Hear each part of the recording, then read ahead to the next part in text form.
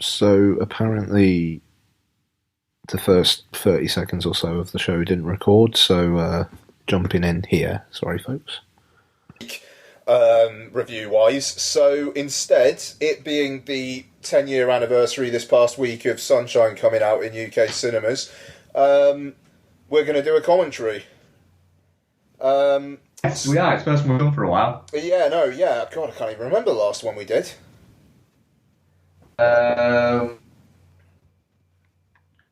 We've done some after Streets of Fire. I'm sure. Was it Cabin Conan? Might have been. It's been a bloody while. Yeah. It's been probably a couple years. Yeah, well, it'll add to some great ones. What we've done so far, we've done Alex Cross, Rocky 5, yeah. Conan, Streets of Fire. Yeah. And now Sunshine. Yeah. So, Sunshine. To be fair, I've watched 2 other films this week, if you can count Peppa Pig, my first cinema experience as a film, which you can't. So I've watched 1 other film this week. So the Nintendo Switch has been taking up my time. Shovel Knight on Nintendo Switch. Shovel Knight. Amazing. I spent 10 hours playing it this week. Wow. Wow. Yeah. I've actually watched some stuff this week, which is quite amazing. But it's stuff that I quite easily talk about next week. It gives me a lot of ammunition for. Yeah, I'll be back on it in the next week or so. Just before we begin the commentary, are you thinking of checking out The Void? Because that's on iTunes, and I'm rather intrigued by that. Yes, I am actually. Yeah, I probably will be checking it out, to be honest. Cool. Yeah. All right, we'll probably talk about it in what we watch next week. All right, so back to the matter at hand then. So Mark and I are both using an iTunes copy of Sunshine. I have a runtime of 1 minute 47 minutes 25 seconds on this. So I have 1 minute seconds and 7 seconds, but I've just passed it up to 21 minute 47.25. I'm 2 seconds in. Cool. Okay, so that's weird considering we're both watching it on iTunes. But do you know what? It's a little bit, isn't it? Do you know what? It's weird. Like at the top, it says 1:47:25 left, and at the bottom it says 1:47:24. So I don't know how the fuck that works. But so I suppose we'll try and sync up as best as possible, but I know like iTunes streaming, it takes a couple seconds to kick in sometimes, so we'll try and keep it as close as possible. But you ready, Mark? I'm ready to go. Yeah, this is gonna be. I think what's going to be really interesting about this is it's going to be it kind of you me in a way because you know a lot more about this movie than me, but I'm enjoying kind of almost sort of coaching. I'm not coaching you, but sort of being guided through it by you is what I'm really looking forward to. Sort of like the bits that stand out for you and things like that, and why you love this film so much. And it's sort of I'm very much looking forward to this. It's gonna be a good one. Jesus. All right, no pressure. All right, let's do this then. So 3, 2, 1. So the Fox logo starting backwards is a triumph, I feel. The thing is, the Fox Searchlight logo doesn't get played around with all that much. I mean, to be fair, the Fox one doesn't either. I mean, you get the X-Men films, some of them anyway, it like, as it's going down, the X kind of stays on screen a little bit. But beyond that, you don't get all that much. Even though I do like the way the fanfare kind of like trails off into the score at the start of Alien 3. Now, what we're watching now is the opening monologue, which I was saying to Mark on WhatsApp drunkenly last night. I love the economy of the storytelling here. This, in about a minute or so of monologue, tells you everything you need to know before like the first proper scene of the film. Yeah. The sun's dying. A bunch of astronauts and physicists are going up to the sun to kickstart it, essentially, or to purpose to create a star within a star. The first mission failed. This is Icarus 2. I mean, actually, I don't think they say the first mission failed, but he does say this is Icarus 2, which gives you a sense of, well, shit, what happened to Icarus 1 then?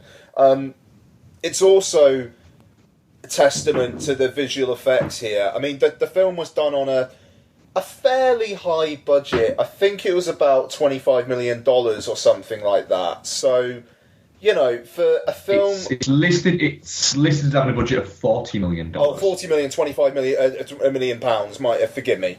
Yeah. So, yeah, it's expensive, and especially considering that it is a UK film. You know, it was produced in association with the UK Film Council, as they were known back then, before it kind of got merged into BFI when they closed down. It was produced by Andrew MacDonald, who is a UK-based producer with his company DNA Films. You know, English writer, English director. You know, filmed in England. It's very much an over here film, even though for all intents and purposes you would think it was a US film. Yeah, I think that's because they what they wanted to do was, because it's a world problem. I think they wanted the cast to be, from what I understand, they wanted the cast to be very international. Yes. They even Captain, I think was, am I right in saying, was originally American, and then they changed it to be a Japanese character, so it'd have that more of an international feel. Yeah, that was very much, it was a Boyle-led kind of thing, that he wanted it to be international because, like you say, it's an international crisis, and he was like extrapolating into the future. Well, let's be honest, it wouldn't be a predominantly American crew in the future because of the way that the tech was going at the time, you know. So it is around the world, even though I think it's interesting that essentially the smartest guy in the room, Kappa, is English in this. Or is he? He's got I think it's never really confirmed. It's never confirmed, I think. No, It's really nice to see Curtis in anything, because he's always brilliant and thoroughly underrated.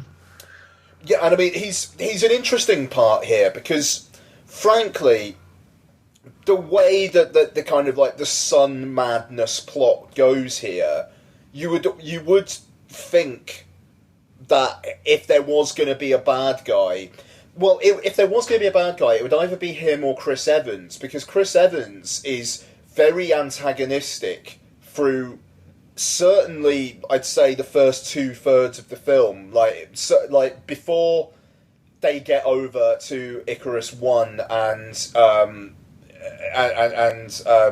Evans is saying, no, Kappa is the one who has to go, Mace is saying Kappa's the one who has to go back. He's very much against Kappa, and you know, but he is just completely focused on the mission. Yeah, and I love that aspect of Mace all the way through. He is focused on the mission. Yes, he's fucked off with Kappa for taking too much time to send his message at the start, but then he says, "Like I lost focus. I won't do that again." To Searle when he's having like the kind of the debrief, and he doesn't. He is single-mindedly, almost sociopathically focused on the mission, but that's the kind of person you want on that trip. And there's an idea. If it was up to him, Icarus 2 wouldn't have gone to Icarus 1. It probably would have all been okay. Yeah, it would. I think the wonderful thing about this story is about that I've always enjoyed about Sunshine, and very much enjoyed it on my rewatch last night. It's everything is kind of meticulously planned, but the eventual idea of sending the payload into the sun is theoretical. Yes. And even though everything's meticulously planned, the one thing that you can't kind of plan for is the human aspect of it. You know, these people might be the absolute best in the world at their jobs, but when you put that much pressure on them, then it's I'm going to use a football analogy. It's a terrible football analogy, but it will make sense. It's kind of the thing of a professional footballer can take a penalty in training 100 times and will probably score 99 out of 100 of them. Yet, in a high-pressure match, a World Cup final or anything like that, so many of them miss. It's like it literally is a 60-40 percentage that drops so much. These guys are in their field's version of that. Everything, the fate of the planet rests on them, and that's where the human error comes in. Not even human error, but the frailty that the humans bring to it. The machines might all work, but all it takes is one fuck up from one person, and the whole thing goes. Yeah, straight up. It's that aspect of the plot is brilliant. The stresses and strains and madness of this kind of mission, but it's not just Michael Biehn getting the bends in the abyss, and just going mad.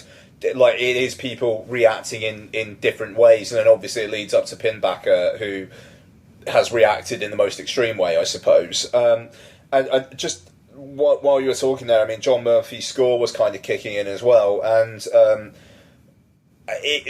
the connection of audio and visual in this film I still find pretty captivating, and the score is kind of all over the place. I mean, it's credited to Underworld as well, but I mean they did the song at the end, and I'm not entirely sure they did all that much more, to be honest. And I mean, Christ, I Am Clute do a song at the end as well, so why not credit them?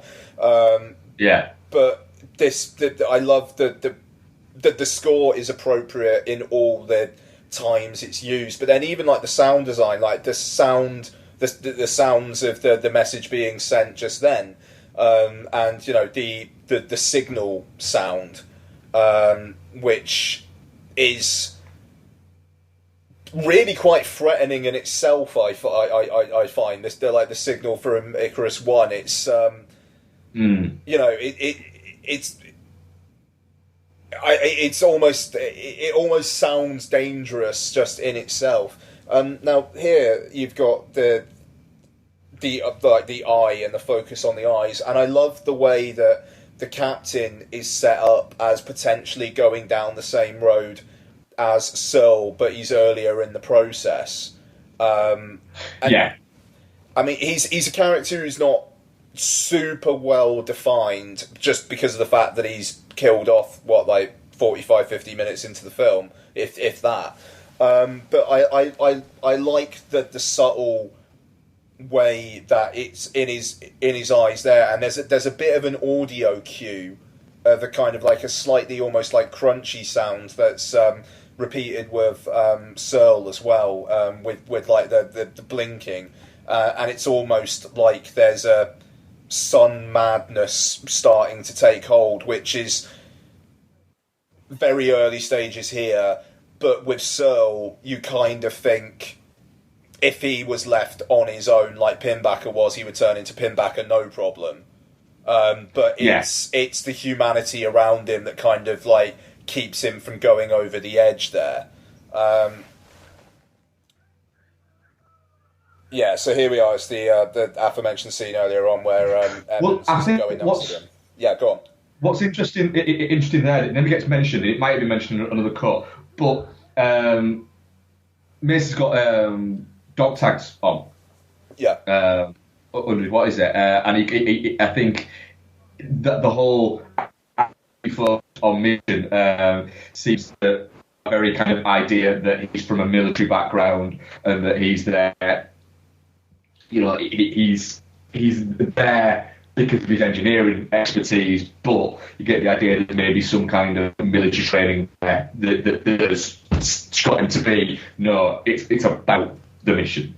Everything's about the mission, and that's his calculations are all based around that. Whereas, everybody else is a scientist in their field. It's more, their field comes before the mission, etc. And it's why Michelle Yeoh gets so impassioned by the carbon layer of the film, etc.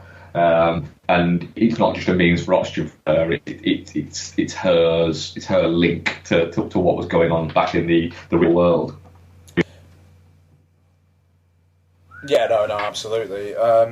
Now, what I like about Chris Evans in this as well is that he's very much like a slightly dark mirror version of Captain America in his focus on the role as well, but he's a lot less idealistic, obviously. But I see the connective tissue there. You know, he's more Captain America in this than he is Johnny Storm.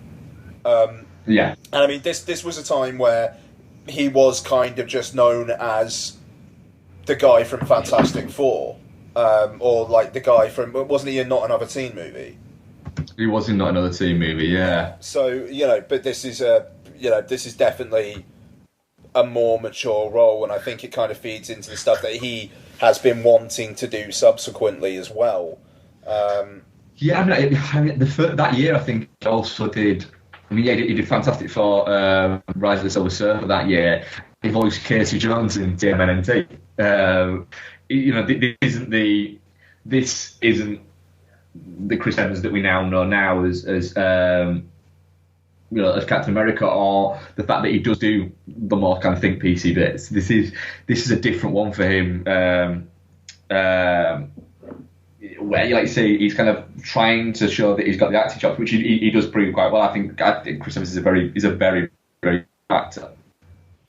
No, absolutely. I mean, and the cast were all down for what this film was going in as well. I mean, it wasn't a paycheck job for any of them, and it's a shame how the film went. I'm being really careful with my words, just because when I was gonna.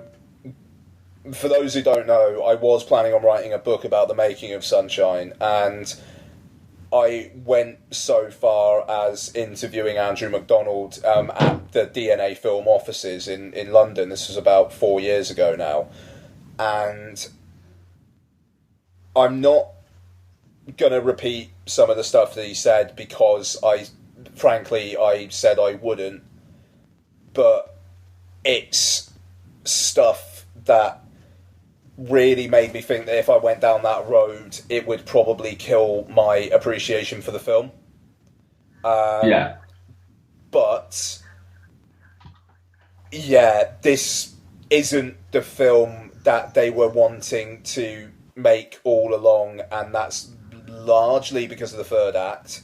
But, yeah, so... But all the cast were really, really up for doing it at the time. It got away from them. It seems like from everything you read, it did kind of. It was I mean, I think I've also it was too tough on him. He'd never do anything this large scale again. No, I mean, funnily enough, he was saying, like, you only, like, big directors only have one sci-fi film, like, one big space film in them. Look at Ridley Scott, and it's like, well, what's he done? That was back in, like, 07, 08, and now Scott's done The Martian, Prometheus, he's doing Alien Covenant, so it's, and I don't think he was talking of, like, in the same, like, realms as or anything like that. He was just making that point that space films are incredibly difficult to do, and this was a really ambitious film, both in story concept, at production, and visuals, being done on as tight a budget as they could possibly do. I mean, this film. Whether you like this film or not, it looks like it cost more than $40 million. Absolutely. What we're looking at now looks fantastic. It's fucking stunning. It's stunning. We're looking at the scene, where they're watching Mercury behind, running across front of the sun there. It's a fantastic looking movie in terms of just like I say, the visual effects, directorially, it's very well handled. The production design is fantastic as well. There's so much right with this movie. Yeah. No, there is. I mean, we'll get on to people's issues, not necessarily my issues, but people's issues. Now, Yeah, I mean, one thing that also I suppose doesn't go very far is the character of Harvey, who, while listening to your space music, he is pretty two-dimensional. Okay, that is absolutely fair enough, but you have to have that character who is like, I want to live, because none of the others are particularly vocal in that. I mean, sure, they have their misgivings about certain things, but he is the only one who is very human. I would be like him, you know. I want to live. I'm important. I'm the captain of this ship, as he says at one point, you know. And even though, you know, Mace says you're a comms officer on a ship that doesn't have any comms, you know, which is it's such a great put down. Yeah, no, it's brilliant. It's brilliant. I mean, what is staggering, and I mentioned it to yourself last night when I was watching it, is how good this cast is. Oh, stunning, yeah. You know, I mean, these were little known right at this point. It's fair to say that in the past sort of decade, since Sunshine's release, they've gone on to big things, you know, but just going on, you know, you've got Cillian Murphy, Chris Evans, Rose Byrne, Michelle Yeoh, Cliff Curtis, Rookie Sedander, Benedict Wong, even. It's quite crazy, you know, how throughout the years that Danny Boyle has always had a great eye for talent, for acting talent. Yeah, for sure. No, I mean, he gets, I think maybe apart from The Beach, he casts the actor he thinks is right for the role. Yeah. You know, like with The Beach, it was, and I mean, it said himself again, it's a production that that got away from him. It was too big scale, and he had DiCaprio there, and I think like if he did it again, it would have been Ewan McGregor, you know, and I mean, obviously that's... Well, he wanted Ewan McGregor, didn't he? But Ewan McGregor was had scheduling conflicts, I think, with the Phantom Menace, could have been actually, Yeah, but then the fact that he pressed on with DiCaprio did basically cause a rupture in their relationship that's only been repaired within the last few years, you know, and obviously you got Trainspotting 2 out of it, which is great, so... we're talking over the major exposition sequence, pretty much of the entire film here, with Icarus 1, and you know, Chris Evans saying this is the most important part of our mission, and then Searle coming in here, and I like the fact that all their arguments make sense. Yeah. You know, Searle's. What's great here is Searle's not actually. He's making a very valid point, and he's essentially brainstorming. Yes. Which is great, because he could have just kept his mouth shut, and it would have been nobody else maybe would have even thought of this. Even though what he's saying absolutely makes sense, as Kappa says in a minute, 2 bombs are better than 1. Yeah. But he's like when he says, you know, but also he's the one who, when, in a second when Mace says, right, we'll have a vote, and he's like, no, we're not a democracy. We're a bunch of scientists, we'll sit down and we'll work out the correct way to go around this. Yeah. It feels like that, you know, within the writing of this, that it's not only a good film construct, but also as well, I know that we've mentioned it, but Brian Cox was not the actor who first played Hannibal Lecter, far superior to Anthony Hopkins, but Brian Cox, the now celebrity physicist, who we call him, but he is a proper physicist as well. You know, he was an advisor on the film, wasn't he? And it was quite highly publicised. You know, you get the feeling that there's little bits where, if you've watched a lot of Brian Cox's work, there's little bits that he's sort of saying, you know, they would just sit around and talk about it. There's no point in why they have a vote. That's not how it works. Science isn't a democracy. It is work out based on the scientific facts in front of you, what is the best option?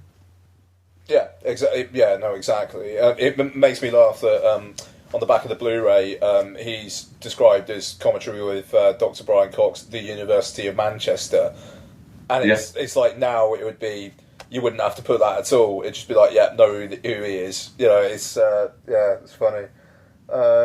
So here's what you were saying earlier on about the theoretical nature of it, which feeds into my argument for the third act. It's spinning, and I am not entirely sure how meant it is, but the whole everything is unreadable. You can't really tell what's what. You know, it's all theoretical. The confusion that I think arises in the third act, especially towards the end where they're slipping and sliding all over the place, I think is just feeding into that. We can't see how this is actually working. It's all unknowable because of all the variables, and it's somehow visually and audibly seeping into the film to make it more unwieldy. Whether it's that or whether it's they just didn't really know how to end it, it's up to you. But that's what I'm telling myself in a fetal position at night. No, you see, I've never understood the argument against that. It's always made sense to me. Until a few years afterwards, when people started bringing that up, and I started noticing it as sort of like film social media kind of took off, and people were mentioning Sunshine. I was like, hang on a minute, I'd never thought about it that way. So that's never what came out of my mind. What came out of my mind was it's spinning. Yeah. Therefore, it's leveling out at different points.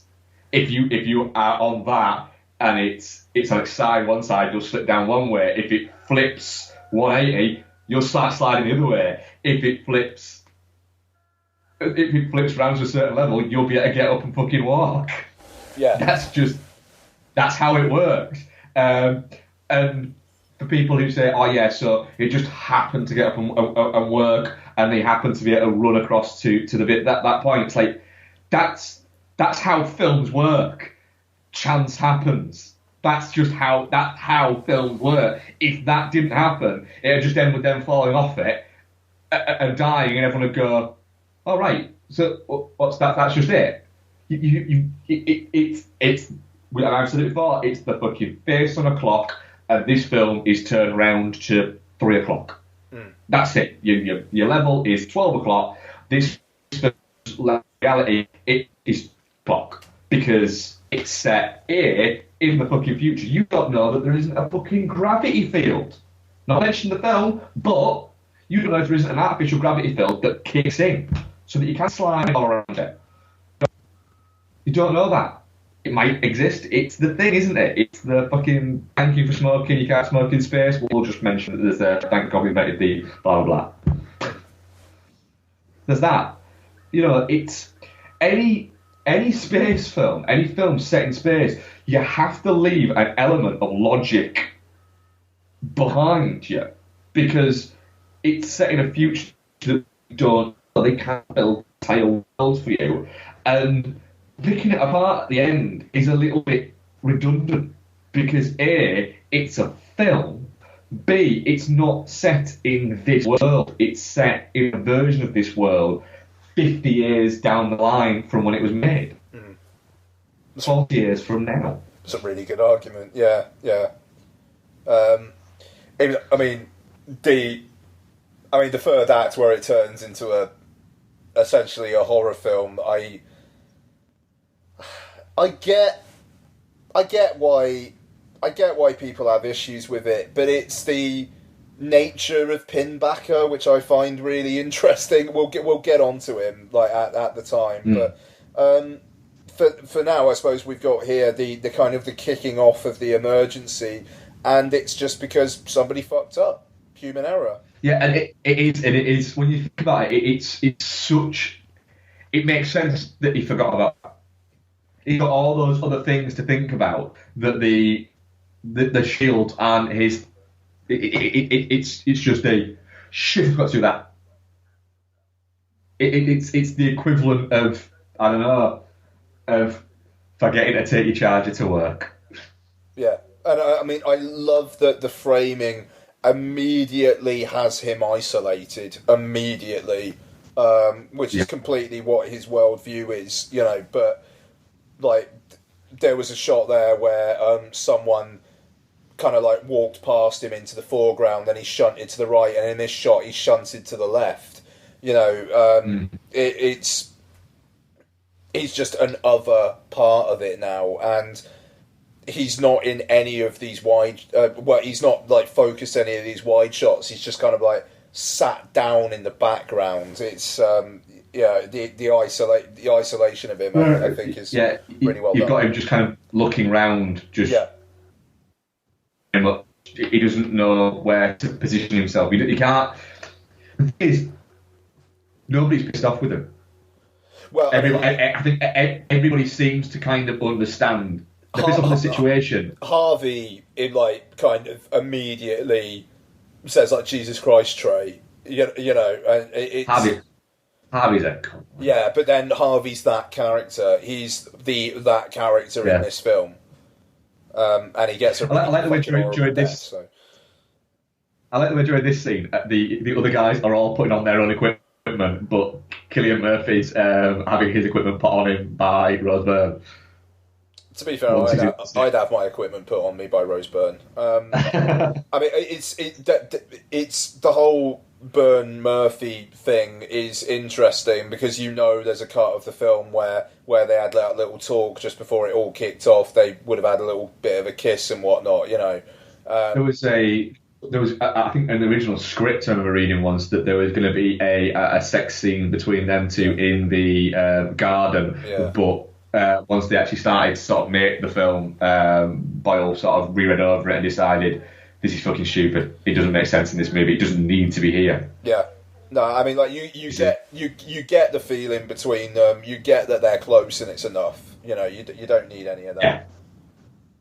Yeah. You know, I glad that it isn't, and it's Danny Boyle's too smart a filmmaker to make a mistake like that. Yeah. But again, you've got Bennett Wong. He is just sat on his own, and everyone else is just getting on with what they can do, and it's kind of like, I think the sense of isolation there. But I mean, just look at it. It's a very, very good looking movie. Yeah. I don't know what to say. I mean, and God, these costumes, man, the gold-plated spacesuit, and it completely makes sense from a technical point of view, but it looks fucking awesome. Yeah, it is. It's the production design. Is it? Mark Tilsley. Yeah. Mark Tilsley, yeah. And he's actually, if you look at he's worked quite a lot, I think, with Danny Boyle, I think, hasn't he? Yeah, in fact, he does that. But he's also done things like he did High Rise, which I thought was quite interesting because that's another very good looking movie. Mm-hmm. But yeah, I mean, he's done quite a few decent looking movies, to be honest. He did Blue Juice. Fucking hell. Yeah, Blue fucking Juice. Wow. I might watch that at some point soon. I haven't watched that in a long time. Is that like the Cornwall surfing film or something? Yes, with Sean Pertwee, Catherine Zeta-Jones, and Ewan McGregor, funnily enough. Nice. Yeah, that's a terrible movie. I could just easily watch this bit, man. Like, it's just the shots are so fucking good. There's so much like detail in there, and I mean, the fact that this is 10 years old, like, I genuinely don't think it's aged a day, and I don't think I'm saying that with rose-tinted glasses. I mean, here is, I said to you, I think I've watched this since the day I got it on DVD, so that could have been 2000, and I think the day it was released on DVD actually, so probably late 2007, maybe early 2008, and I haven't watched it since then. but it doesn't. It doesn't look like. It looks like we could be reviewing this week straight up quite easily. And the only thing that had changed is the fact that they'd all be more well-known actors, but it doesn't. It doesn't look hampered by it being 10-year-old. It's hampered by 10-year-old socio-politics or anything like that. It's a film that could be picked out of that could watch another 10 years time. I don't think it'll still look dated. There's certain films that just don't look dated, and this does. There's nothing in there to date stamp it. No, I very much agree with that. Like it's no, I mean it's stunning, and it's a film that it actually does seem to be getting more widely respected as the years go on as well. Like whenever talk of Danny Boyle comes up, it always seems to be the one where people are like, "Oh, do you know what the most underrated Danny Boyle film is? It's Sunshine," you know, and it's I mean, the thing is, I remember the opening weekend of it in the UK. It was ironically enough, it was a very sunny, hot weekend that weekend, and it kind of just got killed because of that. You know, it was one of those ones where it kind of was just pretty much done after 3 days. And, you know, I mean, Danny Boyle had his reputation, but his next film was Slumdog Millionaire, and then he was Danny Boyle.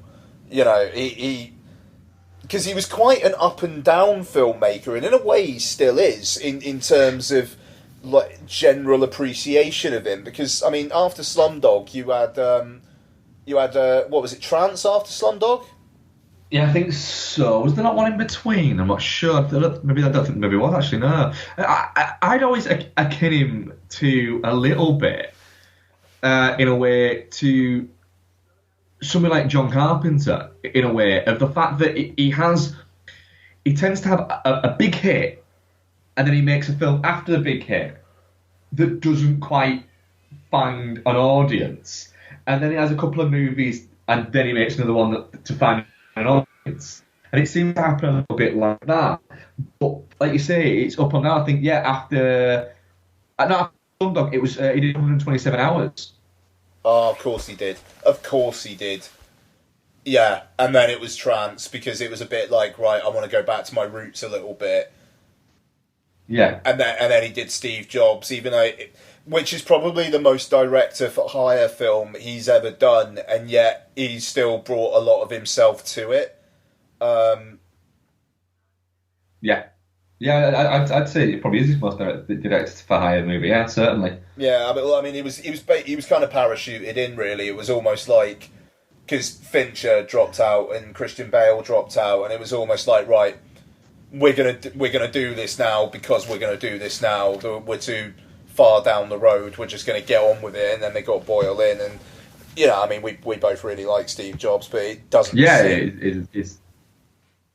It doesn't seem to have really kind of stayed in the cultural zeitgeist. Weirdly, though, it's and in a way, I don't think Trainspotting 2 has either. Really, like it kind of feels like that film slightly came and went.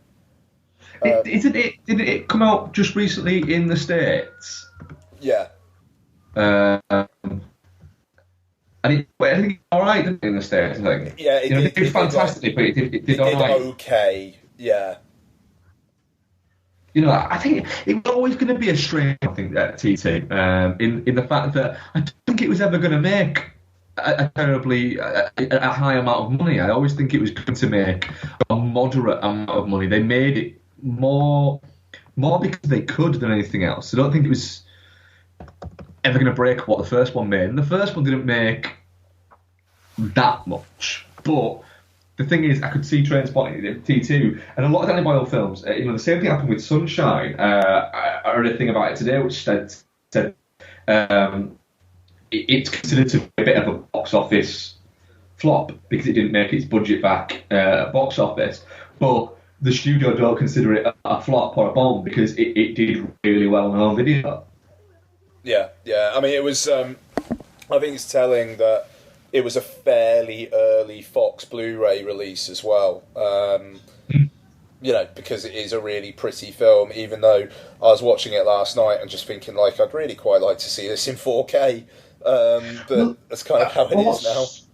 What's really quite interesting is I watched this last night, and on Friday night, I read Fiction first time.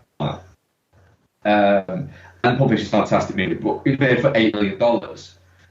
And the more you get away from that, you look at films, when you go back to it, you do start to look at it and go, do you know what?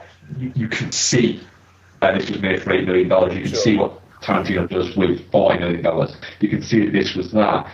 Whereas this is the same. It's kind of like, in a way, it's so much more than its budget. And sci-fi is a hard sell.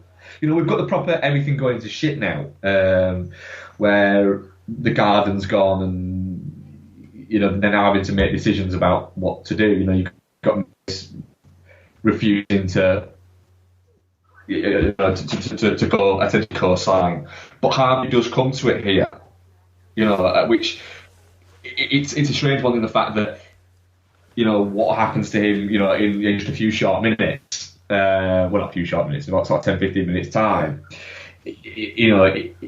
He's trying to save his captain there, and then in 15 minutes time he's trying to save himself. And this is the bit where you get Bennett Wong. That's it. He's looking at it as if now he's responsible for someone's death now. Yeah. No, I mean that's him going off the edge, and I like that. You've got that shot there of Mace and and Cassie looking horrified, but it's not the shot of like, yeah, I'm going to get on with this fucking mission. It's like, yeah, I know what I've done here, and I'm not happy about it, but I'm going to, I'm going to get on with my job. And the fact that he gets the captain to back him up as well is, it's really interesting. And the captain's just completely like, he's right. Yeah, that's it. It's almost like the unspoken thing that none of them want to kind of admit is that none of them are probably ever going to make it back from the mission. Yeah, and I mean, like, to be fair, Mace is the one who's like, "Well, cancel the ticker tape parade." It's he knows that he knows, and he just doesn't want to like scream at people about it, I suppose. But it's I don't know. It's interesting. What do you do? Maybe. Yeah, that's it. I think that maybe he might have screamed, but he knows that he had that moment, that break, that lapse of concentration, that break in his psyche earlier, that he's back in his controlled, calm centre. I always think this is a fascinating sort of scene here where you've got So essentially in his ear. Yeah. And the fact, there's that going on, and it is that sort of descent into sun madness or whatever it's categorised as. That's what I'm calling it. But I mean, you had a shot there of kind of focusing on the captain's eyes. Oh, and here is the start of the greatest music cue in film history. But anyway, it's a hell of a score, isn't it? Like, seriously, this fucking piece of music, man. Like, I know it kind of pops up and is expanded upon later as well, but Jesus fucking Christ. I remember the first time when I saw this in the cinema, man, like, it was pretty much like, I'm never actually going to see anything better than this. Like, this experience. Fucking hell. Sorry. Can you imagine being sat there when, it's John Murphy, is it? Yes, yeah. Scott, yeah. Can you imagine being sat there as Danny Boyle, as a director, when you've made this movie, and then being sat there and he goes, how about this? Oh, fuck. And me going, what the fuck? What the shit? I mean, this feels like the climax of a film. Yeah. You'd just be saying, you'd be going home going, we've not got a good score.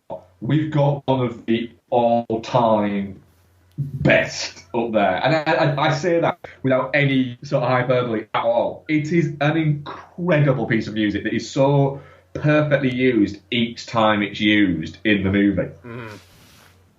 Oh, fucking hell. Seriously, man. And it is like a climax. So I'm genuinely getting goosebumps, and I've seen this film I don't know how many times. It's so fucking good, this section. And just the shot of his eyes there and the sun, and again... It was fantastic on the big screen as well. Fuck me.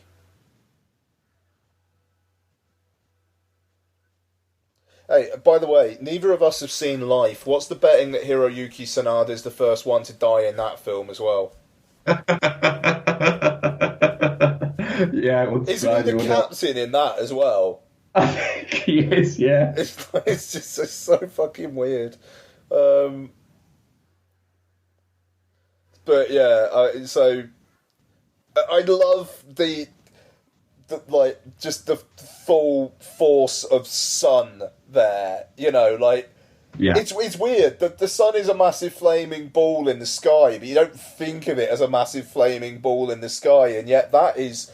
The sun is a fucking massive flaming ball in the sky, and it is going to fuck up everything around it. But then the concept of...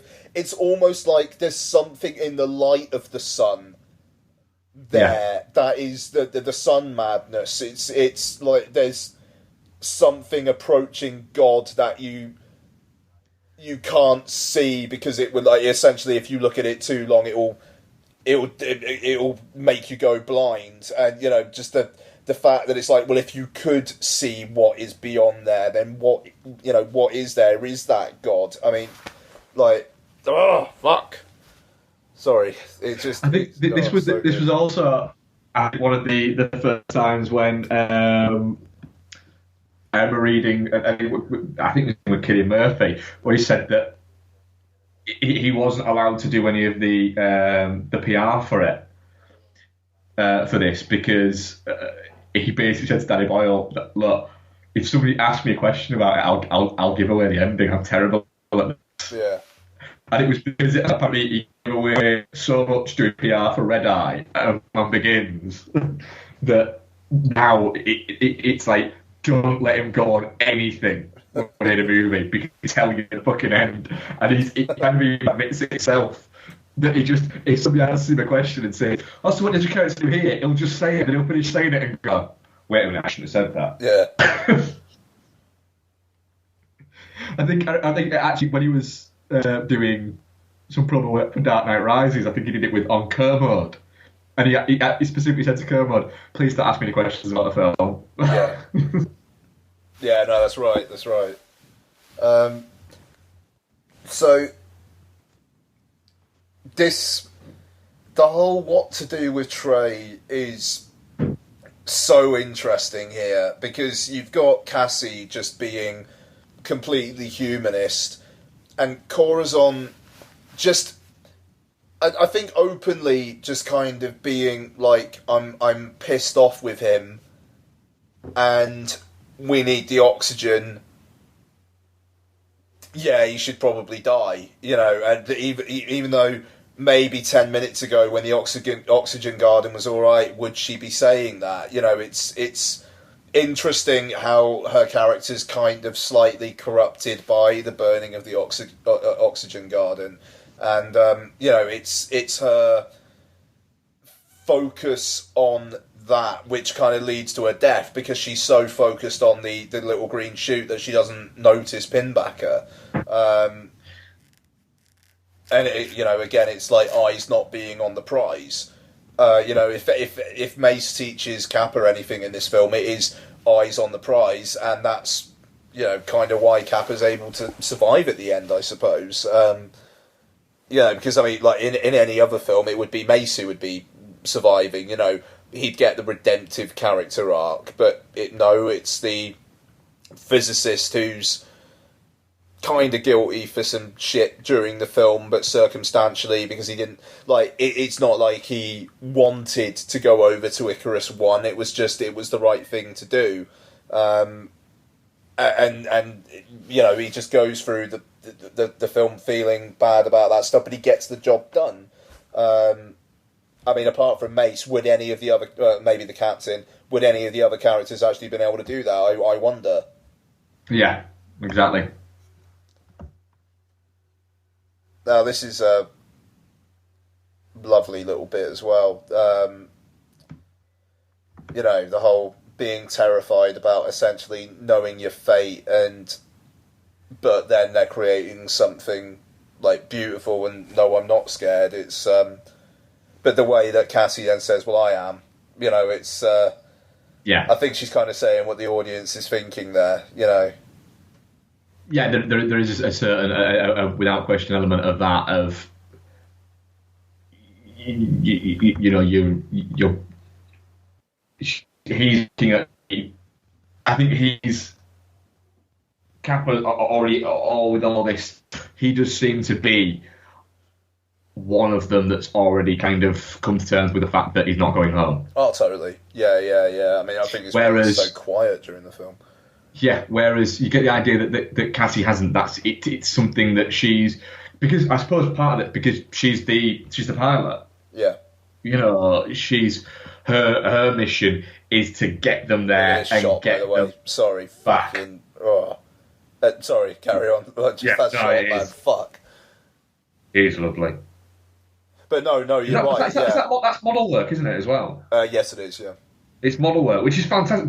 That is why it has definition. It looks fantastic. Yeah. That is why the movie hasn't aged. If this movie would have been made 3 years before or 3 years after, so 2004 or 2010, that shot would look like shit now. Yeah. Because it would have either been too early in CG or too far in CG, but it's not. Nowadays, I think they'd use models nowadays for that. Model work has become a used thing again because it makes sense. But the reason why that looks so nice, it's got the definition and it's what you're looking at. It's a physical thing. It's not just an artist rendering of a physical thing. Absolutely, and I mean, speaking of like tactility as well, the fact that Searle has essentially got sunburn now as well. You know, the way that his body is kind of very early stages Pinbacker.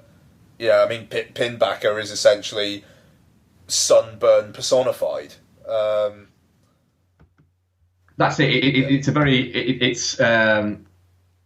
there's a shot earlier about a minute or two earlier, I think, where they're all talking, and he peels a little bit off his neck. Yes.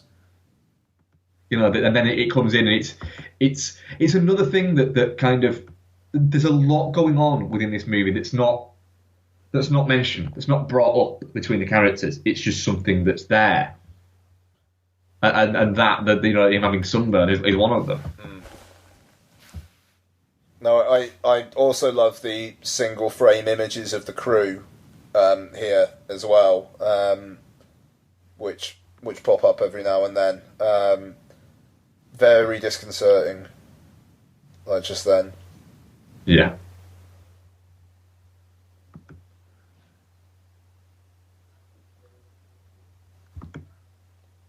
Just the dust. Yeah, I mean, it's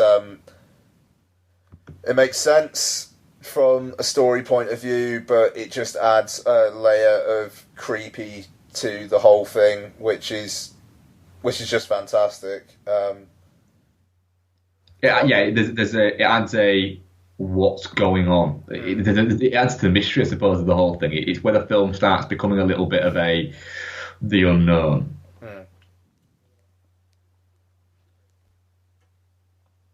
And I don't think there's any hint whatsoever of Pinbacker at all in this. Still been there.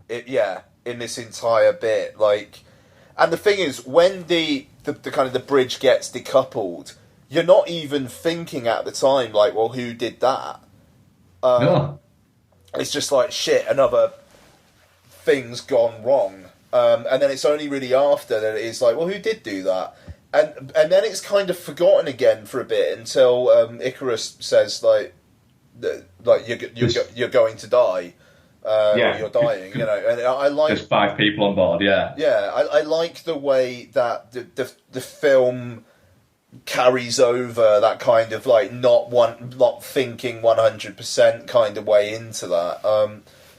Because I don't know. I mean, like if you'd had a cutaway to like somebody moving or something at some point, then it just would have been too much.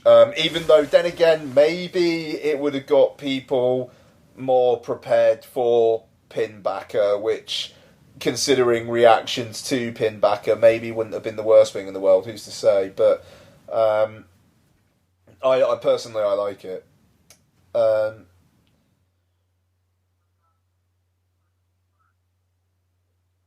The problem is if we know he's there, you start asking the question, how don't they know he's there? Yeah, no, that's true. I mean, it completely takes away from that. They have no idea he's there until Icarus says, "No, you're gonna die." Yeah, there's 5 people aboard. 5 crew members. Yeah. Yeah. So there's that. It's taking that away. It's again. It's all boiling down, and we said it when we reviewed T2, Trainspotting 2, that Danny Boyle is a very, very smart filmmaker, and for him, it's why is there no sort of sign of him back here? Because why would there be? No, I mean that's the thing. He's probably just. I mean, the whole how has Pinbacker survived thing is a question, but then he's a pretty fucking supernatural presence anyway. So that's the whole thing. It's the Pinbacker's he's the we don't know. Yeah, I mean he's the everything's we've gone beyond what we know. We're now into theory and. We're messing with things that we don't know about. And, Pinbacker, the film it never states its beliefs. And Pinbacker's very much saying that he's spent the past 6.5 years talking to God. Yeah. Well, he might be crazy. He might have spent the past 6.5 years talking to God in this film world. And that is... otherworldly power he's been given, and the fact there's that to consider on it. It's once they've ventured beyond the known, they're into the unknown, and Pinbacker is the unknown. No, absolutely. I mean, and what he's saying there, is it our place to challenge God? I mean, it's. Reminds me of Stakeland, the bad guys in Stakeland who are like, well, this is God's work and we're going to help God do his thing. So they chuck all those vampires into that settlement in that one scene in Stakeland. It's the religious fundamentalists, if they felt that any virus or anything like that was caused by God, they would probably propagate the fucking thing. Yeah, they would do. Absolutely. It's I mean, it's going along with that, which is, it's mad. It seems like madness, but to them it's complete rationality. It's. But then he's also a sunburnt guy who's managed to stay alive on that ship. But then they had enough O2. To save, what is it? They said 3 people. Yeah. And he's one. Yeah. Exactly. And he's got shitloads of food. Exactly. So, who's to say? Yeah, and fucking hell, Matt Damon survived on Mars with nothing. That's true. He really did. He did. Yeah, and he actually did. They sent him to Mars. Yeah. No, and again, the music here is absolutely appropriate. It's gentle and very, very far away from that main theme I was coming over 10 minutes ago, but fits the bill. There's a good shot there of Harvey when he says, I've found the crew, and it's a realization of shit that's going to happen to us. Yeah. The fact that they've got on there and it's a realization of him. I think it's what spurs on his reaction in a few minutes. Is he doesn't want this to happen to him. Yeah.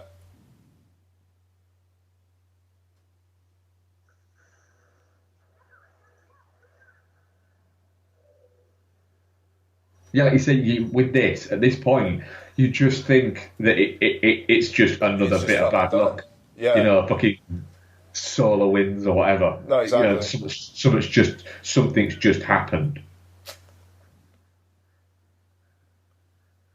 Well, that's the thing, like, would they actually say in real life, like, oh, someone must have disabled it, I don't know how that's happened. It's just like, no, we've got to get on with it, It's come uncoupled. Nobody would go how. They'd be too focused on what is it. Yeah.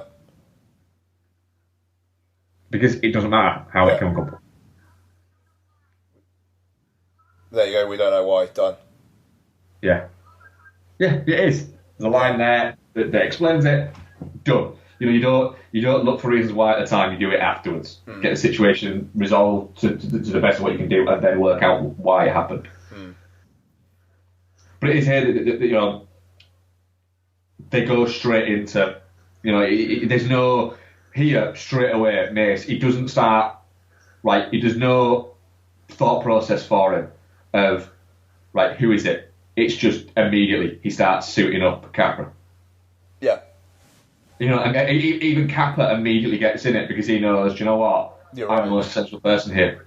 And the fact that he doesn't say anything, Kappa here, doesn't say anything to Harvey, he's just staring at him, is wonderful. It gives you an idea that there's maybe something between them. Yes. Yeah, for sure.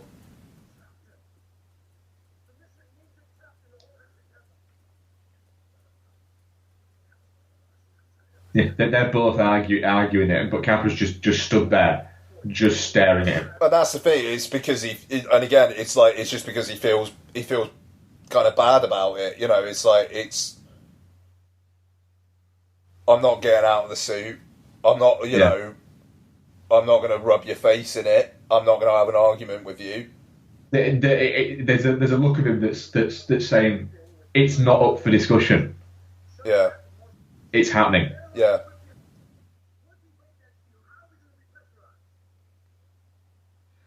But as well, you also get this where they're in this situation, and you get the insight into why these people have been chosen. Yeah. For this mission, because straight away there, it's gone from we can't get out, he's in the suit, that's it, to wait a minute, I've got an idea. Yeah.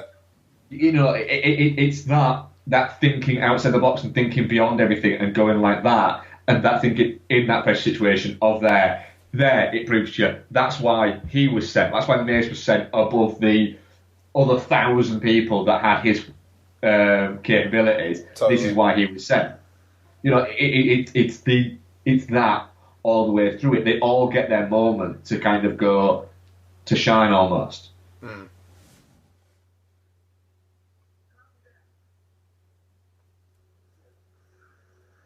And he's not thought. It's the thinking of, and it's brought up 10 minutes ago. It's the thinking of right. Solve this problem now.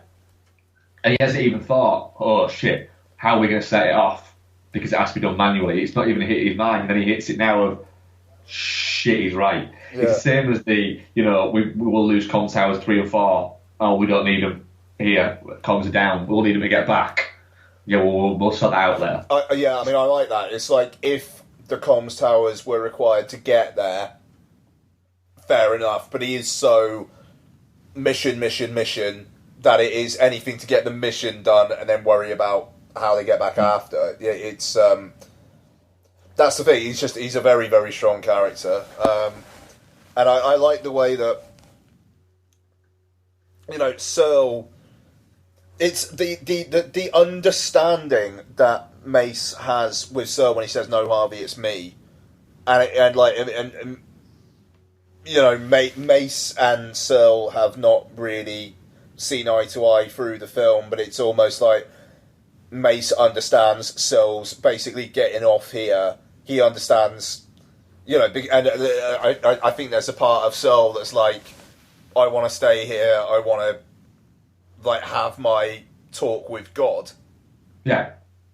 It is. Yeah. There's almost a no. If I'm going to die, which I'm going to die, I want it to be the way I want to go. Yeah. I don't want it to be the way that and how Harvey goes in a few seconds. It's almost like he's seen everything he wants to see, and the only thing he wants to see now is the thing that will kill him. Yeah.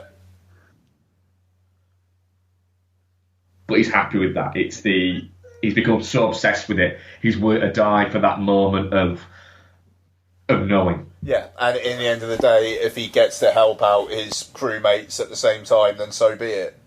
Yeah. This is so unfortunate, though, for even how much of an arsehole he's being, you do kind of go, oh. It's interesting as well, because Boyle cuts back to it a few times, and it is a bit like he's having a little bit of glee there, because you get the shot coming up where the blood comes out of his mouth.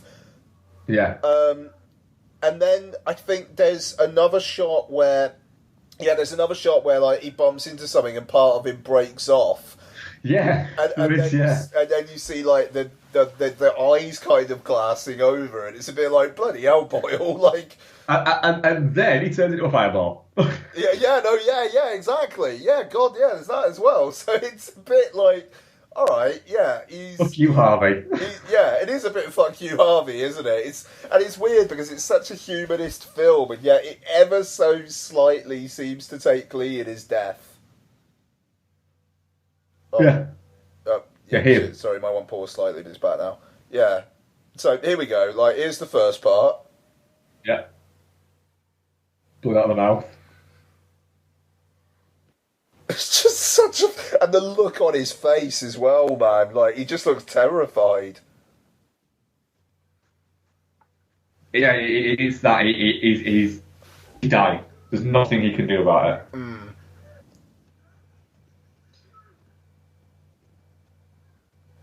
Mace doesn't in this movie, does he? Sorry, say again? Mace does not have a lot of luck with cold in this movie. No, he does not. Okay, yeah, and then the break off bit, and then the eyes. It's just fucking hell. No, he doesn't. It's yeah, I don't know. I mean, I don't know. Like, I suppose, yeah. I mean, Kappa gets sliced in the stomach. Corazon gets stabbed with the swirly thing. Oh, here we go. And then and then fucking hell, Harvey. Like, poor guy. Yeah. Was not a bad idea for her, was it? Jesus. It is weird that he was the second in command, though. Yeah, it is a little bit strange. But then when you think about it, it kind of makes sense that, pilots are never in command.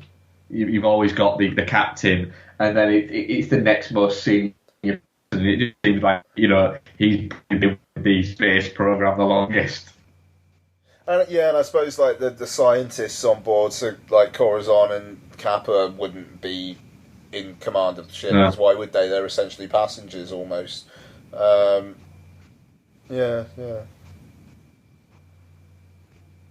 Here we go. He's gonna fucking son it.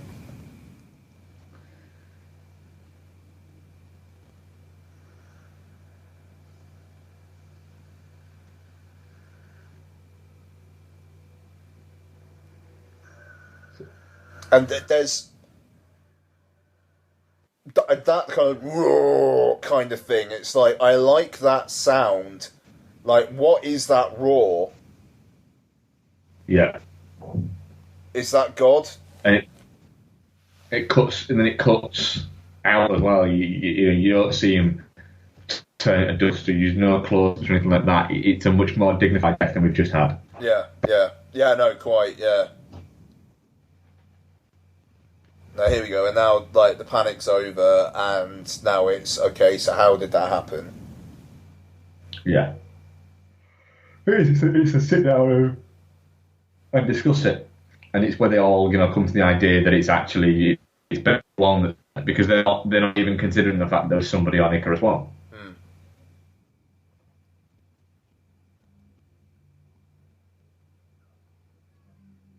We've not even touched on the fact that they're called Icarus. It's a stupid name for this ship. Yeah. It really, really, really, really is. That's 100% fair enough. Yeah. But you can see them being called that, but it is a stupid name to call them. Yeah. In reference to what Icarus, the actual tale itself. Yes.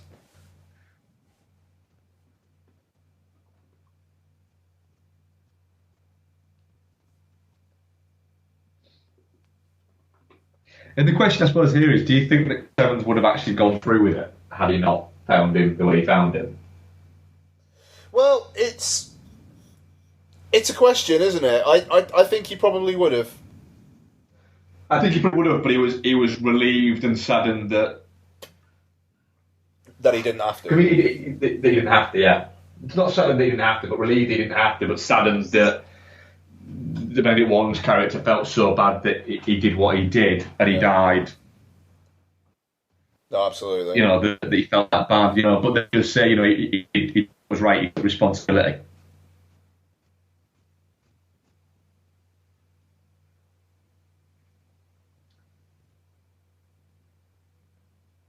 Here you've got Rose Byrne again. She's the one who, she's not a scientist. She's not. Her mission is to get it there and get it back, which encapsulates getting everybody there and everybody back. And that's where she wavers. Michelle Yeoh's thing is to generate enough vegetation to generate enough oxygen to get them there and back.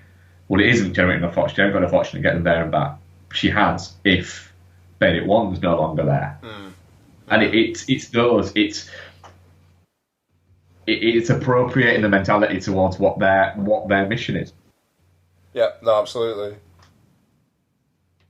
And I like here that he says unanimous vote. She doesn't vote for it, and he stands up. I'm sorry, Cassie, and she doesn't shout at him or anything. It's just like make it easy on him. It's like okay. It is what it is. They don't have a shouting match about it or anything like that. I like how withdrawn everybody is by this point. It feels like how it would be, and how the lighting is blue and grey. It is just appropriate. Like there were a lot more colours going on earlier on in the film, and now it feels very drab. And there you go. I mean, obviously there is a sign that someone is on board. That's the first. Yeah, but he doesn't blink. He just doesn't. He just doesn't notice. No, it doesn't. It's not a thing for him. It's he doesn't go. I wonder where they've gone. They've been for God knows how long, 2.5 years they've been on it. Why wouldn't it have gone? Why wouldn't a couple of them have got misplaced? Yeah, no, quite. And we're of the thinking that Trey did just do himself in here, aren't we? Like, yeah, I'd say so. I don't think Pinbacker's got him. He's got one of them there. He's got one of the little whirling so things. He's got one, and then Pinbacker's got one. Exactly. But yeah, I think there's no argument to state that he's not Pinbacker's first victim.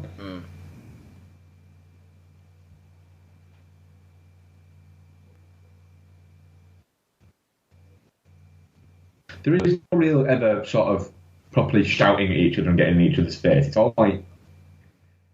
all quite calm, up until this moment. Yeah.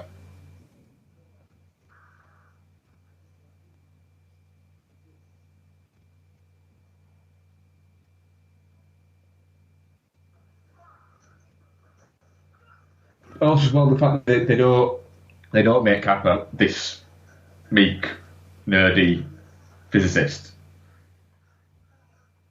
No, I mean, like, it's one of the only times that he does kind of explode, you know, and I don't know, there's kind of a grudging respect there, but also an alpha male kind of thing as well, or just a primal thing, which I think is interesting. I like the whole kind of like there's not enough oxygen there, so they just run out of breath. That's a good little touch.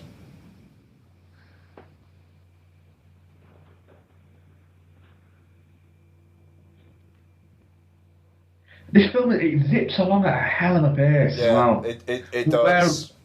We're an hour and 10 in, you know, and yeah, we've been talking over it's a different kind of way of watching, but you know, I think we all both watched this yesterday, and you've seen it dozens of times, and I've seen it a few times. I felt like it was my second watch, but anything like that. You know, I'm versed enough in the film. But it's still very, very watchable. Yeah, no, absolutely. You know, this is here we get the first kind of moment where, you know, they realise shit, there's somebody else on board.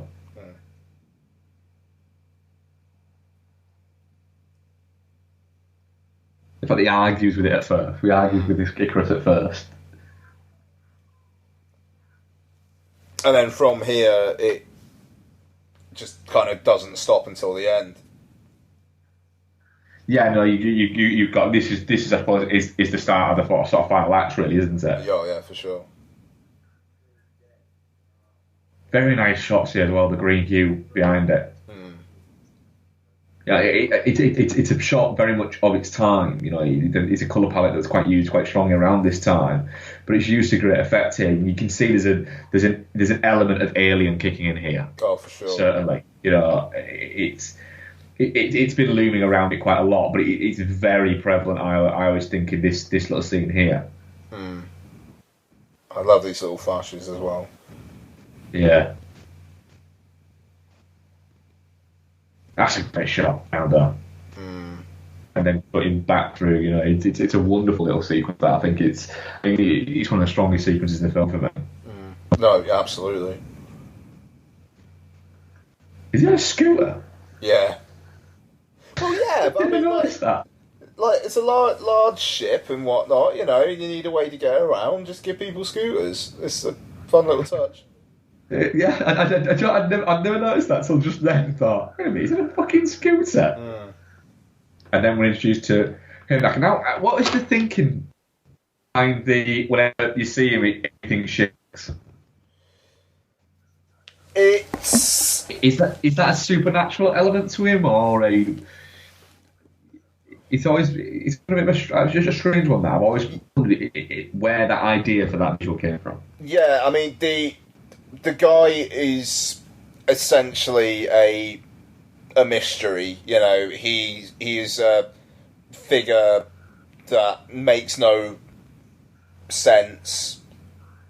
As you know, as I was saying earlier on, like the whole third act, it's kind of like feeding into that whole. No one really knows what could happen in this place at this time. Because Kappa's not looking at him here like a person.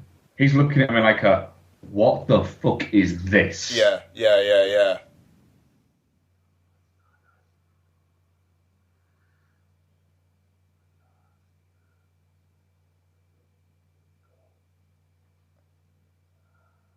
This is around the time when Mark Strong was in every film, isn't it? Yeah, this was...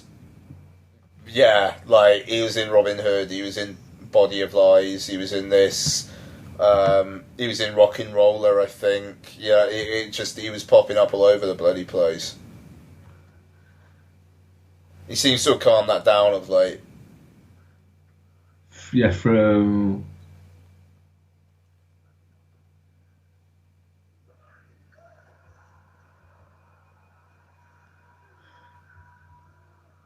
In the 5 years between Sunshine 2007 and Zero Dark 30, he's in 21 films. Jesus fucking Christ. And what I'll say is all of them are films, like proper films. Yeah. None of them are... Oh, fucking I've never heard of that. You've heard of all of them. Yeah. You know, that weird glow that's around him. Is that something that just the audience we're seeing, or is that how is that how they see it? No, I mean, I think, yeah, I mean, I think certainly in the sequence where he's in the observatory, it is how he's being seen. But like this bit here, I think is for the audience. You know, like the way that like the image is kind of splitting in two and whatnot. Is it so that we never focus on the monster?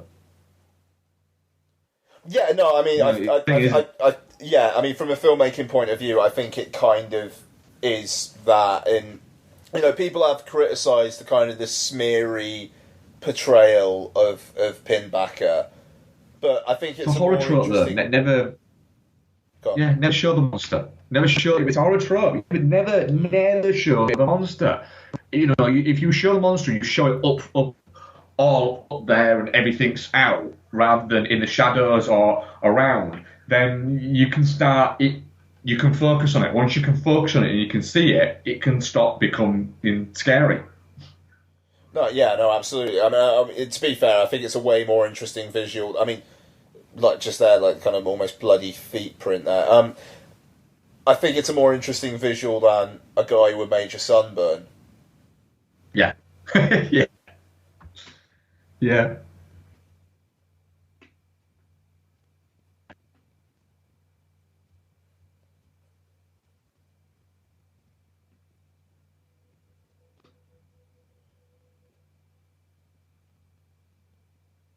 Now, Corazon, you should be focusing on your surroundings and not just on the little green shoot. Yeah, that she fucking picks in a minute. That's also true. Bitch.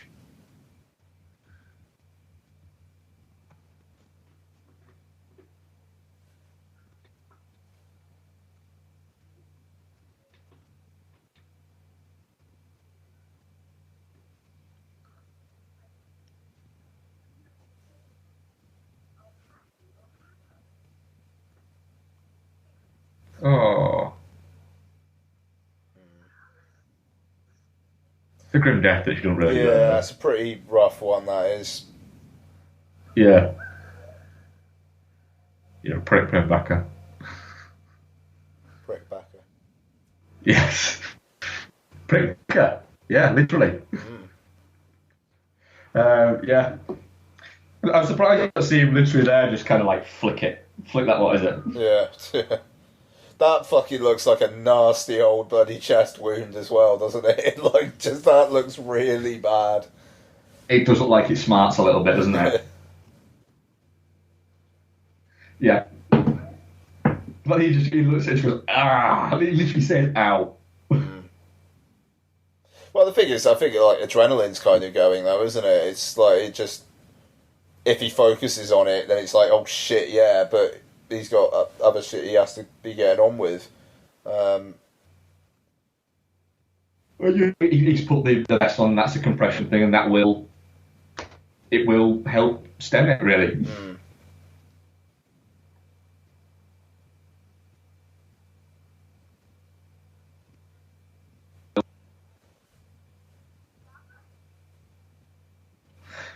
Hey, you got Cassie. She has no idea of the shit that's going down, does she? No, quite. Well, I mean, neither did Corazon. In fairness, you know, they're all just kind of doing their own thing, and which makes sense considering how isolated you probably would feel in that situation. But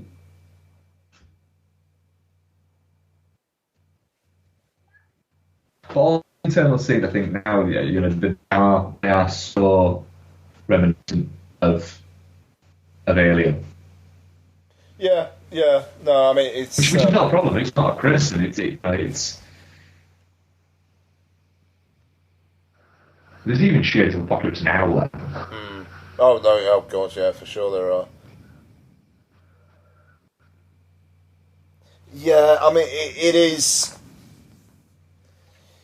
It is basically this bit. It does turn into a slasher film for 10 minutes or so. I mean, I think after this it gets more interesting again, but there is ever so slightly a sense of just like it's a monster on a spaceship for a little bit, and it does. I think it does kind of stem from the fact that they got a little bit lost in the weeds with what to actually do in the third act. They're treading water a little bit. Yeah. It's fine, but it still looks nice. No, I mean that's the thing. It's just there is like maybe a 5-minute section in this film which isn't as good as everything else in the film. Which is fine. But I think it's when like I always question whether this or Alien would be categorized as my favourite film, and I think it probably would be Alien just because that film genuinely does not have an ounce of fat on it. Like there is, yeah, it really doesn't. Whereas this, it just ever so slightly in this section does just dip off, and it doesn't make me love it less. But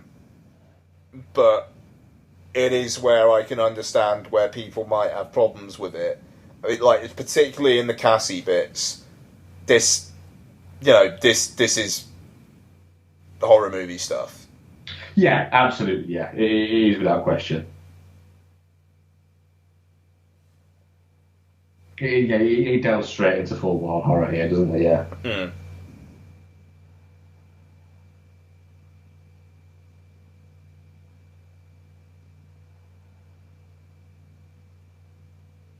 But at least they try and make it visually interesting. Like like the shots are interesting, and the bits with Pinbacker.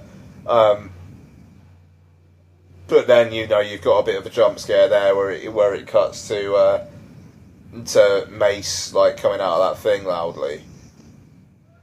Yeah, I mean, I'd happily watch a Cannibal horror movie then. Oh god, yeah.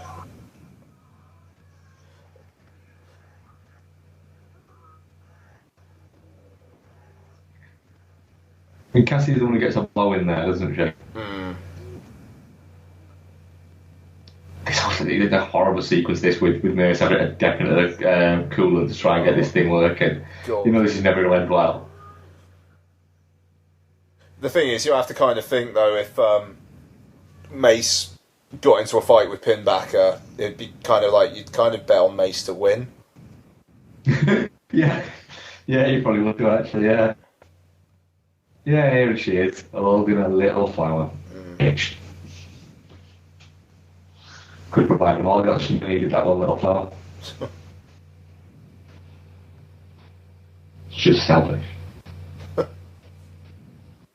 I think it's unless he's done that. Unless he's put that. Well, yeah. I mean, I think it's interesting that he's put her in this position though, because it kind of just does show that he killed all the crew. They weren't all like there, just like embracing the sunlight. He probably went mad, killed all of them, and then stuck him in there and put him on in full sunlight. Yeah. Set up my little family. Well, if you're going to be stuck there for 7 years, you've got to occupy your time somehow. Yeah. Why not?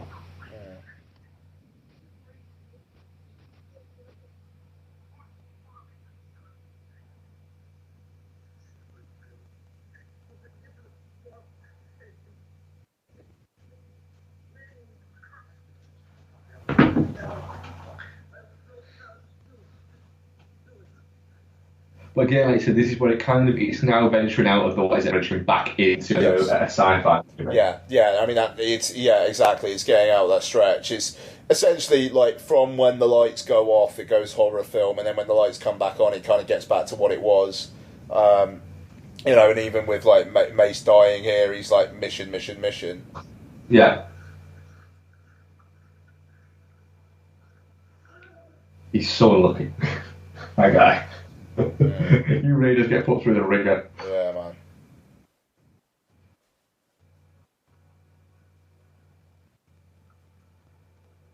Just when he thinks he's got it. Oh.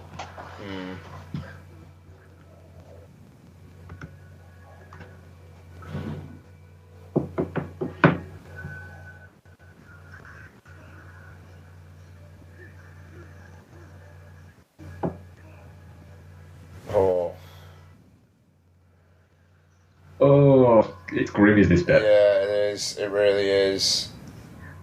You know, he's both freezing to death and having his leg crushed. Yeah.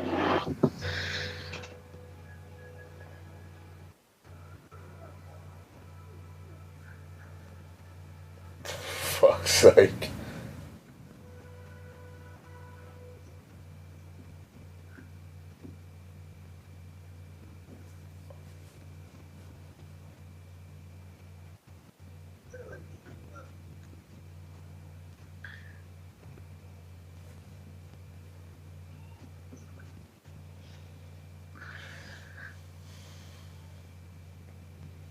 And this is the Kappa realising, shit. Yeah, yeah. It's all me now. And realising what he's got to do. Yeah, there we go.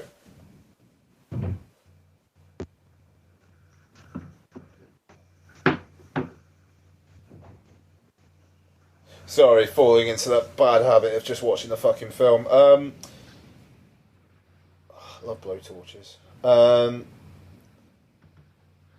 Yeah, just like I love the the scale of the fucking ship against the sun, and it's just this thing is so fucking small against this big bastard.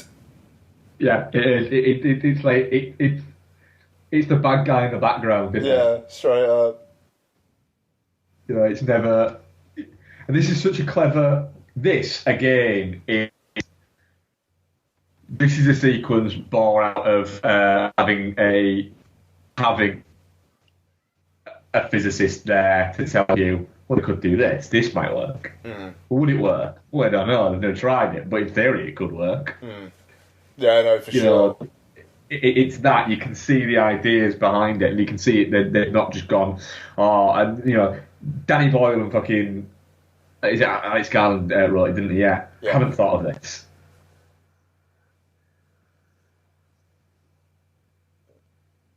And if they have, it's right. Is there a scientific way you could get the door off? Yeah.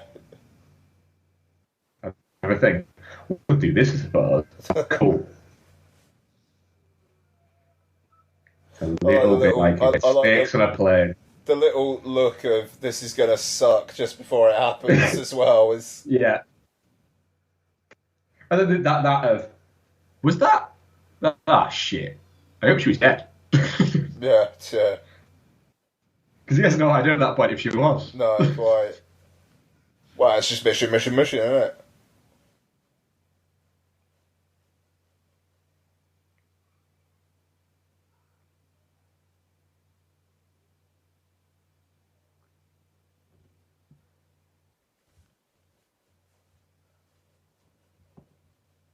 Yeah, it is. There's a lot of mission. It's yeah, it's very much like that. This film, when you think about it. Mm.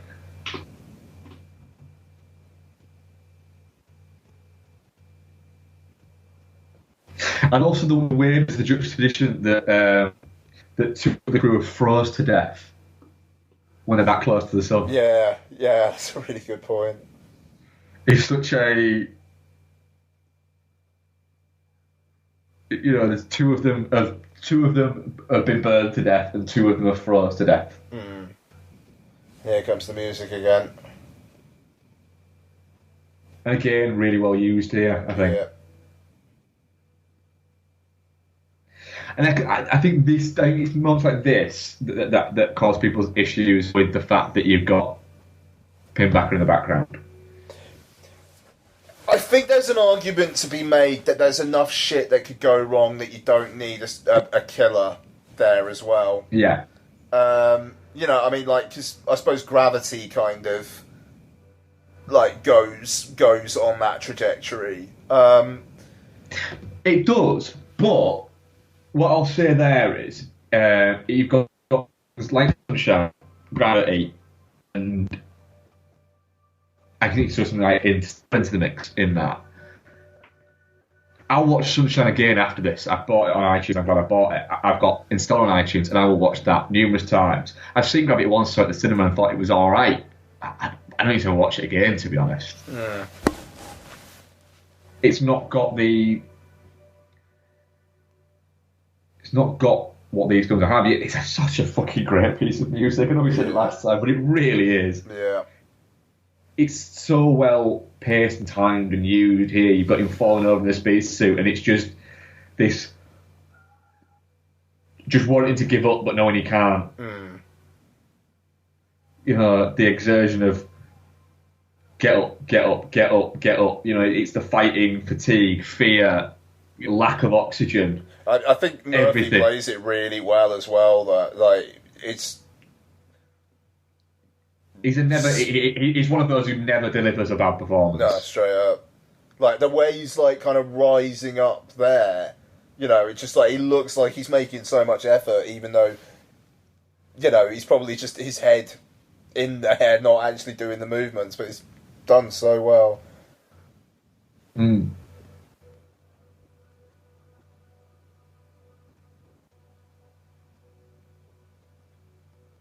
Some great shots here as well.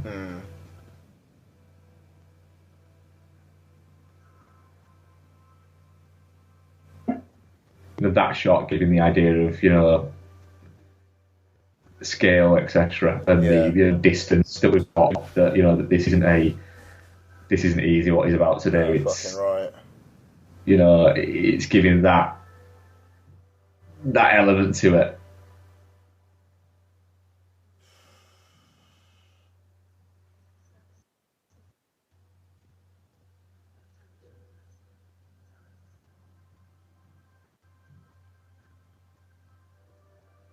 Yeah, and pulling out from it just adds more to the showing you that this is getting, you know, the longer he waits, the farther it is to go. Yeah.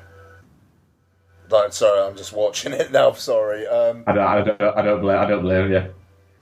Again, the scale again, in tiny in there, and the way it's like it cuts to like his dream as well, you know, and even closing his eyes is an escape from what he's doing. Yeah.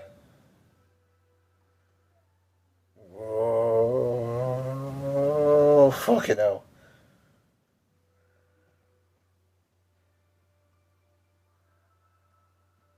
Because as well, it's not just that, it's a jump to death as well. Yeah, totally. You know, I mean, I know you look at what's happening with Chris now, and he's going down there anyway, but he's making a choice here to go on there and to try and do what he's got to do. It's like I say, it's back to mission. We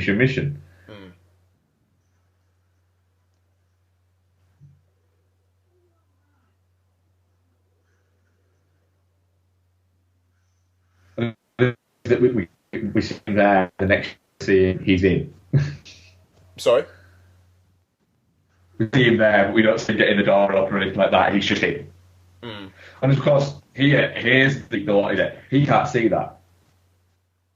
That's true. You know, we see it. Yeah. That is what we didn't get, like you were saying, on Icarus 1.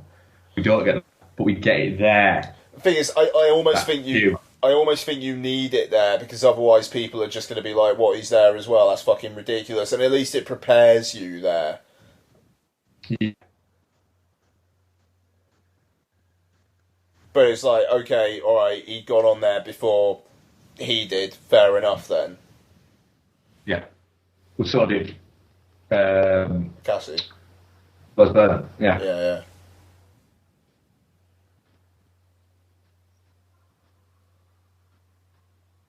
And it's now that they are delving into the beyond the realms, what they can predict. Yes.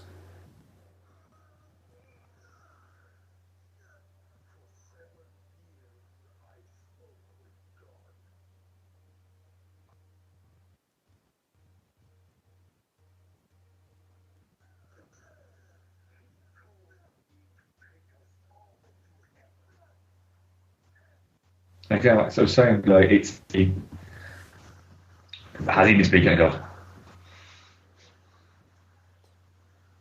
oh, this is grim as well. Yeah. Oh. Skin's become so charred that it literally falls off. Oh.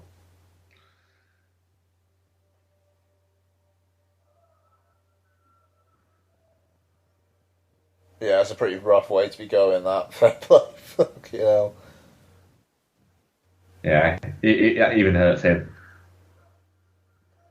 But you can see there, it's spinning round, it's going, it's just levelled out. Yeah. Or there's an artificial gravity kicked in something. Why? A why questioner? Is the point. No, absolutely. It's because it doesn't explain it. If it had explained it, people have a problem with it explaining it. But it doesn't explain it, so then people have a problem with it.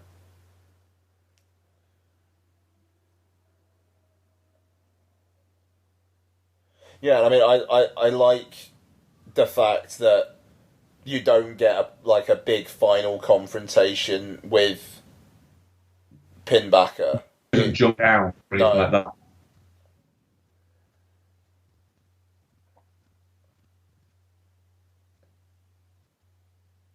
And that's it, isn't it, for Pinbacker? That's all we see of him there.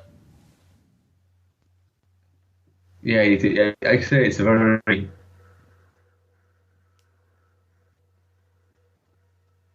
That's it. You know, it's almost like he's become a forgotten figure.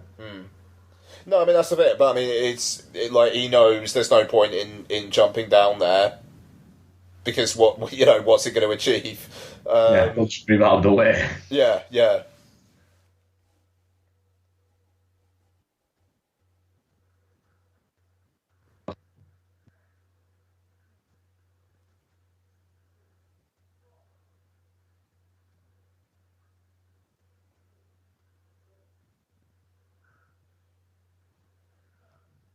The fact that here it looks like it might work as well, he's starting to think, oh, God, no, not now. Yeah, yeah. No, I mean, a great visual though.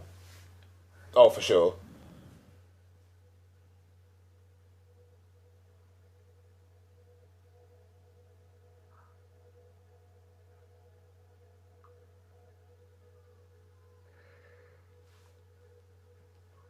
And yeah, I mean, obviously, it's an artificial gravity, like you say, because otherwise he'd be spinning around all over the fucking place at the moment. It is. That's what all of the bits are around the side of the thing. Yeah. It's an artificial gravity. Which, of course, they're created because they've been walking on a fucking spaceship for the past, what is it? Yeah. And nobody's given two shits of a fucking care. Yeah. Now, I love this moment. I fucking love this moment. Time and space. You can't tell what's going on now. And it's like he's like living within this moment for longer than he should be. Yeah. Yeah. It's fantastic. We're seeing slow-mo everything. We're seeing what he's experiencing, not what's actually happened.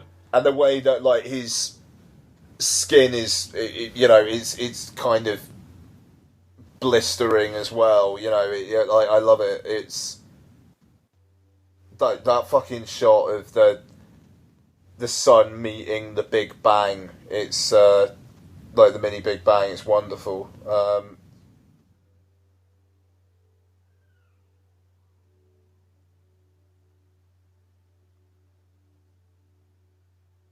And then we get Earth for the first time.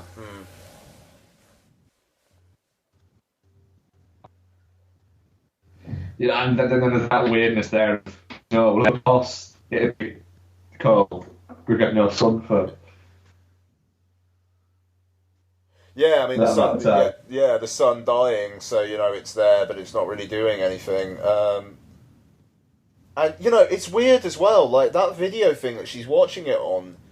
That kind of felt quite high tech back then, and now it's just like maybe not as thin as she had it there, but apart from that, I mean, like iPhone was only just like off the ground at that point, was it? I think maybe I don't even think it would have been just. I think it had maybe just come out. And that reveal of the Sydney Opera House as well is a great touch. Yeah. Yeah, it is. I don't like the closing credits song. Sorry? I don't like the closing credits song. This piece of music. No, it's... It feels... It's a bit... It makes it... Yeah, sorry, go on. It makes it feel a little bit like a horror film. like a slasher film, which is Indeed. Yeah. oh, and what is in a minute when you get the film played back in short in the credits? Yeah, Boyle basically said that he was like, well, you know, we paid for all this effects work, which I thought was really, really great, and I just wanted to put it on again.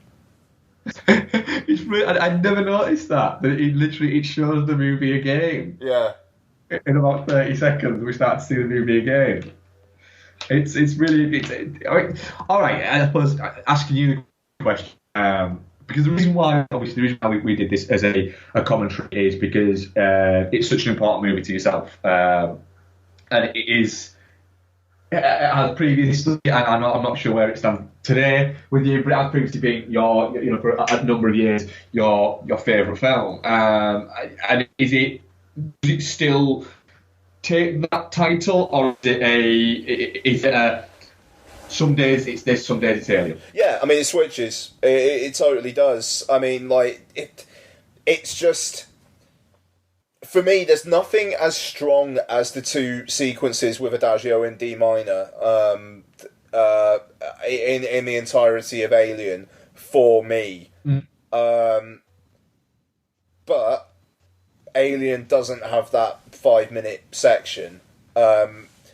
It doesn't have... I mean, yes, it's got a horror movie kind of villain, but it's one of the best horror movie villains of all time, so you can kind of let it be. It was an experience that I had in the cinema, which I have not had since, where everything all together just clicked on such a high level for me at the time that I felt like I was walking on air when I came out of it. Like, I was stunned. And I get, like, muscle memory almost of that every time I watch the film. Yeah. So it completely works on that level for me. And just the highs of Sunshine, I think, are pretty fucking unrivaled, frankly. And it is a subjective thing. Objectively, I understand some of people's problems with Sunshine. I think that people just decrying the third act completely, I don't think are watching the whole of the third act. I think they're watching that 5, maybe 10 minutes if you're being particularly ungenerous, and just coming out with that opinion. But like I say, after the lights come on in the ship again, I think it completely goes up again. It remains an all-time great experience for me. Yeah, that's good. That I suppose it's always interesting in the fact that you get a lot of there's a lot of sort of always similar films kind of trotted out as being the greatest films of all time, and there's some that don't deserve to be there. Even myself, I do think the greatest film of all time is Apocalypse Now, sure. Which you'll find a number of people will have that as as the greatest movie of all time, or in or around the top 10, etc. Whereas for someone like yourself and also our comic book correspondent, yours is up there in the 1-2 position for yourself is Sunshine. For Noel, his favorite film of all time is Shaun of the Dead. Yeah. It's always sort of refreshing when somebody throws out a different film, because you can kind of go, okay, why? And it's because you can't just have that answer of, because it's for mine it's Apocalypse Now. That's the answer. That isn't actually the answer I give. The answer I give is because it's it's madness encapsulated in a film. That film can never be remade. Yeah. My number 2 movie is First Blood. Yeah. You know, which I was thinking, do you know what? The next time we get a break. Oh, mate, yeah, totally. Let's do it. What is it? We should do a First Blood commentary. We can't do my favourite film because it's Apocalypse Now and it's 3 hours long and it's too long for a commentary, something like that. But First Blood would be an interesting, I think, commentary to do. And the thing that I was very much looking forward to, and I think that this is what our listeners have got out of this, was hearing somebody who has such an affinity for the film talk about the film, the reasons why they've got an affinity and things like that, was always the really interesting thing, which is when you said, should we do Sunshine as a commentary? I thought straight away, yes, absolutely. Because I get to listen to you talk about a film that you love for the film's duration, which is fascinating to listen to the reasons why I like this and I like this. And this I don't like this bit, but this is what this bit was, and this is what this bit was. It's always sort of fascinating. It's that type of thing where commentaries make sense. It is because of those types of things. Yeah, well, thank you for giving me the chance to talk about it. I mean, it just, as well as the visuals and audio. I mean, I really love the story. In a perfect world, would I get a bit more of exploration of Pinbacker? Sure, but what I've got here is absolutely fine by me. But yeah, thank you for giving me the opportunity, and yes, let's totally do First Blood next time. Cool. Just to point out there, our poll for our feature commentary poll. God, I haven't seen the results here. Okay, yeah, do it. Definitely not shit. 78%. Fucking right. Touching Cloth 17%. You could see why people get that with I would think of those 17%, I would say 90% will be like the first 2/3, don't like the third. Sure. That. And shit, only 5%. Well, fuck you. So I think that's, I think there's always one person that just puts shit just to be a dick. Well, if you don't like it, you don't like it. If you don't like it, you don't like it. It's that thing, yeah. So, next week is Fate of the Furious. Yes. I think we're going to be joined by Noel for it. I think we are. I think that's his plan, I think. We're also going to double review that with Need for Speed, because why not? I'm actually quite looking forward to rewatching that, to be fair. I am as well, actually. I'm quite looking forward to it, yeah. And we're also going to do Interior Leather Bar. I'm not too sure whether Noel's going to be joining us for that particular bit or not, but we shall... I genuinely hope he is. So do I. So do I, don't get me wrong, so do I. But yeah, other than that, my name's Ian Loring. He's Matt Foster. Thank you very much. Yes, thank you guys, and I really need a wee. So, bye. Bye.